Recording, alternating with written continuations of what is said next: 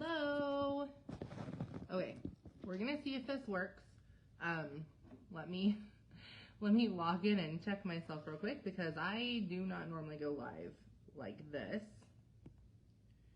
But I think we're good. So, I need my notes, which I put right here. So we're gonna talk about branding versus selling, and if one is really necessary. Like, is it actually necessary to brand in 2022? So I'm just letting y'all know, if you're hopping on live, I cannot see myself on the screen, but I can see myself on the phone. So go ahead and drop down where you're watching from, and I think we're good. It's weird not being able to see myself at all while I'm doing this. But something, because I teach a lot on branding, and something that I hear a lot is, well, I kind of brand, I do my 5 pillars, I do attraction marketing, and we're going to kind of cover in our next training what the difference between branding and attraction marketing and pillars and all that stuff is.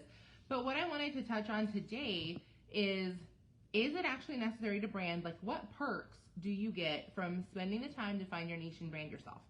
So if you're new here, or you are watching the recording on YouTube, and I'm consciously trying to slow down because I had someone ask me yesterday if I was an auctioneer because I talk so fast, and I explained to them, I was like, I grew up in New Mexico.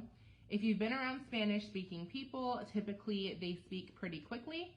So I think I just picked that habit up. Even though I do not speak Spanish, I picked up the very quick speaking habit from being around all of my Spanish friends. So I'm consciously trying to slow down. My name is Tanya Johnson. I am founder of the BossMom company, which, if you're watching this live, you're inside the BossMom Creator Club. This is where we kind of get together and you have a voice. You get to be part of the community. You get to ask questions. You get to bounce your ideas off of people. So if you're watching this somewhere other than Facebook, you're going to want to make sure that you join the Facebook club so you get access to the live videos and the live trainings and just the camaraderie that we have with each other.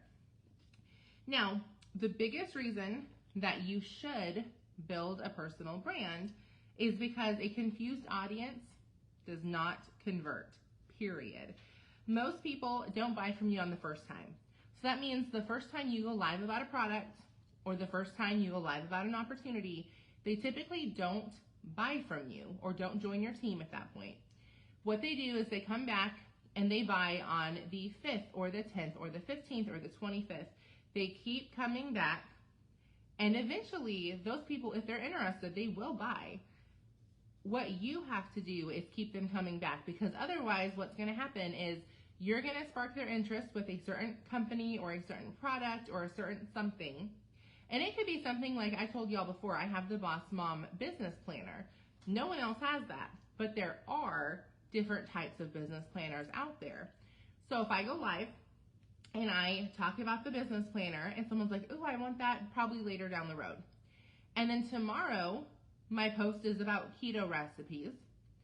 And then the next day, my post is about homeschooling. And then the next day, it's about my dog.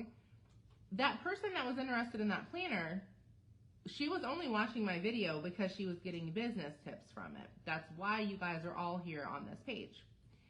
So if she does not see business tips come back, she's going to stop watching me. So me having a chance to close that sale, it's not going to happen because now I have not kept my audience coming back so they have a chance to see the 5th and the 10th and the 15th and the 25th time until they're ready to buy. So that's kind of the same with you and branding on your page. Is your job is to keep them coming back to you. You know you have a good product. You know you have a good opportunity. Your job is to keep them in tune with your content long enough that they get followed up enough times through your content that they actually buy from you. And that is one thing I will tell you, you don't have to brand to make money, but you have to be very aggressive in your follow-up if you're not going to brand. When I first started doing social media marketing, I wasn't branded at all. I actually was incredibly spammy. I posted before and after pictures all the time. I was constantly messaging everyone and their mom that had no idea who I was. And so I would get someone interested and then they wouldn't order right away because that is very, very normal. I had nothing that kept them coming back to my content because I was just a sales page. So I would have to chase them in Messenger over and over and over, follow up for weeks and months at a time, and it was just very spammy. I would get blocked, I would get unfriended, I would have people report me to Facebook. At one point I was getting my Facebook shut down almost weekly because I was so spammy, and it wasn't just me. A lot of people in the network marketing industry were getting shut down because they were spammy all over the place. Their own friends on Facebook were reporting their pages for being spam. Now, I'm not saying that that's right. I'm just saying that was a wake-up call. It was a wake-up call to me that I needed to learn to add value to my community instead of just trying to sell to them. Now, the easiest way for people to hear your offers are to stay plugged into your content and to be on your email list. So again, if you're adding value, which the whole point of branding is adding value to your community. I'll use myself as an example. I have 2 different businesses, but my homeschooling business, where I do homeschool consulting, the whole page is filled with value that a homeschool mom would want for free. So I teach them things like how to pick a homeschool schedule, how to choose curriculum. Sometimes it's funny things that I'll post on there about homeschooling. Sometimes it's inspiring things. Really, your goal as a creator on social media is to educate, inspire, or entertain. Those are the 3 things that your post should be doing, and you do need a mix of all of those. If you're just an educator and you have no personality, no real life behind you, people are going to find someone they can relate to better. If you're just a funny page, you don't have any meat to your page, people rarely are going to buy anything from you. They just come to kind of check out. That's why they're on your page. If you're just inspiring, you're just doing positive quotes all the time, yeah, you have a feel-good feeling, but your audience isn't going to stick around for long because there's not anything for them to engage in. Again, there's not a lot of meat. The education side of social media is the meat. The entertaining and the inspiring side is like the emotional feel-good part of it. So you need a mix of all 3 when you are showing up and posting on social and you're figuring out what your brand is. Now, one thing that you want to keep in mind is a brand gives you automatic credibility and automatic authority. So people look at you as an authority figure in whatever niche you've picked because you're constantly putting out good quality content in that particular subject. So when they look at you as an authority in one thing, automatically whatever else you put your name to, you're an authority on that because they already see you as someone who shows up as an authority figure. Now, creating a personal brand also allows you to get 10 times the sales with half the amount of work, because I just showed you, or I just told you how an email list is going to close more sales than just you posting on social media. Now, like I said, in the beginning, I was a sales page. I was not branded at all. I still made really good money. I still replaced my full-time income in 9 months. I still was getting to be a stay-at-home mom, but I did not have near as much free time. So if you're really wanting to work smarter instead of harder, branding would be the way to go. Now, what I don't want you to do is overthink it. I don't want you to overthink it. You just want to pick something and start posting about it, but be consistent for 2 to 4 weeks before you change to something else. And I'm going to show you a couple examples. Do me a favor, even if you're watching the replay, I know it's super early here. It is 8 o'clock in a lot of parts of the country. We are packing up and getting ready to move to our next destination. That's why I'm coming to you at kind of a random hour. But next Tuesday, or this Tuesday, like in whatever, 4 or 5 days, I am going to dive way deeper into showing you guys how to brand yourselves. Today, we're just kind of scratching the surface. So what I want you to do when you're watching the replay, doesn't matter if you're watching on YouTube, Instagram, Facebook, wherever, drop me in the comments what you do. So drop me down what's your niche if you know it, what do you sell, get as specific as you want to, what's something you're passionate about or a few things you're passionate about. Drop as much info as you can because I'm going to give you some real life examples next week and I want to be able to cater it to you guys so that way you're actually taking something away from the training that you can start using right away. Now, you're going to have 2 types of niches. You can have just a regular niche where you're posting about the same thing pretty much every single day. That's my example for my homeschooling page. It's all homeschooling. Now, granted, there's a few things under the homeschool umbrella like parenting and raising accountable kids and curriculum picks. Like there's lots of subtopics under homeschooling, but the main topic is homeschooling. Now, the second type of niche would be a rotating niche. So a rotating niche would be like the example of this BossMom Creator Club page. because I am talking to a mix of network marketers and small business owners. Now, sometimes my posts are going to resonate with both groups of people. Like this video, for example, this training, a network marketer can take it and they can run with it. A small business owner can take it and they can run with it.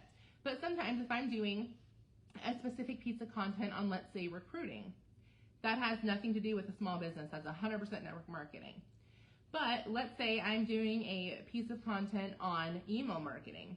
Now, most network marketers are not at the level where they're doing email marketing yet. So that is going to be specifically for small businesses in the most case. So a rotating niche would be where for 1 month, you post for one piece of, or one audience, and the next month, the whole month, you're posting for the next audience, and you do that, you just rotate it. Now, it would not be something like homeschooling and keto. They have to relate a little bit, so it has to be something where there's a little bit of a crossover, again, like I said, network marketing and small businesses. So most people are not going to have a rotating niche, but I wanted to throw that in there because that is a thing, and that is a thing that is available to whoever wants to use it. Now, here are some examples when it talks about, hold on one more time. Yeah, here's some examples when I talk about making sure that people know who you are and who you're speaking to. So you want to make sure that you know the what, the who, and the how. What sets you apart from everyone else in your niche? Who are you helping, and how are you helping them, or how are you showing up and providing value to them? So that's where a lot of the bio is going to take place. So for example, my bio says I'm using my teaching degree. There's the what sets me apart. Most homeschool moms don't have teaching degrees. I'm using my teaching degree to help homeschool moms. So who am I helping? Homeschool moms. Find the joy in their homeschool, or put the joy back in their homeschool. I forget what says on that part. So how am I helping them? I'm helping them put the joy back into their homeschool. So here's another one. I'm a teacher turned homeschool mom that helps moms make money doing what they love, homeschooling their kids. Now that one is a little bit more, if you're posting any kind of salesy anything, you wouldn't want to use anything in your bio that talks about helping moms make money, because you're automatically going to be labeled as a spammer. But if you're helping them make money in a non-traditional way, so not network marketing, not MLMs, like if you're helping them make money because you're helping them build their Etsy page or their Shopify page, or helping them build printables or whatever, then you would be able to use that and you wouldn't turn off your audience. Here's another one. I'm a teacher turned homeschool mom that helps families maximize the joy in their journey. I help homeschool moms create healthy habits for their whole family can thrive on. Now this one, these are all ones that I found on my clients' pages. So I'm not outing anybody, but for that specific one, they're missing the what. So it says, I help homeschool moms. So you have the who are you helping? Create healthy habits their whole family can thrive on. So now you have the how. How are you helping them? I'm helping them create habits. Now, you want to add the what. So what sets you apart from that? Now, I don't know this client's whole story. Let's just say, for example, they were a nutritionist or are. I am using my nutritionist certificate. I don't know if that's the right language. I help homeschool moms create healthy habits their whole family can thrive on. Maybe you don't have a certificate, but you can say, using my extensive knowledge in nutrition, I help homeschool moms create healthy habits that their whole family can thrive on. So you want to have those 3 parts to your bio: what sets you apart, who are you helping, and how are you helping them. And then when you show up and you're putting content out, that's the content you're putting out. So for that specific one, she would be putting content out that had to do with nutrition and homeschooling and healthy habits. Again, there's a lot of umbrellas under there, but her main umbrella would be nutrition, and then she would have a couple subcategories underneath that. So here's one. Using my extensive knowledge of investing, I help business owners make their money work for them. Now that screams to me, I know what the heck I'm doing and I can help you make money, and I am signing up with that person, like 100%. Using my 7+ years experience as a virtual assistant, I help VAs book more clients and get paid what they're worth. I love that one. Now I will tell you one thing I love about her tagline. It says, using my 7+ years experience as a virtual assistant, I help VAs. So instead of saying, using my experience as a virtual assistant, I help virtual assistants, because that sounds a little redundant, She just called them VAs, which is like the short term for a virtual assistant. And again, if I look at her page, I would expect all of her content to be around virtual assistant, how to book clients, how to do some of the tasks that are required by a virtual assistant, which I know nothing about. Like, I would expect her to be showing up and pumping out content that's going to help me, another virtual assistant, get further ahead in my career. And then here's the last one. This is one from one of my newer clients that I am pretty impressed with what she's doing, actually. It says, I teach domestic violence survivors growth mindset techniques that allow them to stop simply surviving and start thriving. So I think that one's really cool. Now, that is not on her page yet. That is something that we have talked about. I don't know if she'll use that exact tagline or not, but that's one that we have kind of covered. And she is someone that she does not have any degrees in anything. And so I specifically told her, like, you don't want to put anything on there like using my psychology degree, I'm doing this. But she is a survivor of domestic violence. She's also a homeschool mom. However, she's not wanting that to be part of her umbrella, which is totally fine. She wants to focus on the growth mindset side of things. I have a few clients who work in domestic violence, and one of my clients, something that she told me is how she had branded herself. She was getting a lot of people coming to her that were still in that like victim mindset thing, and they didn't want help. So she's one that I know we have talked about tweaking the brand a few times. So something just worth noting, I've not had to deal with this because my niche is a little bit different.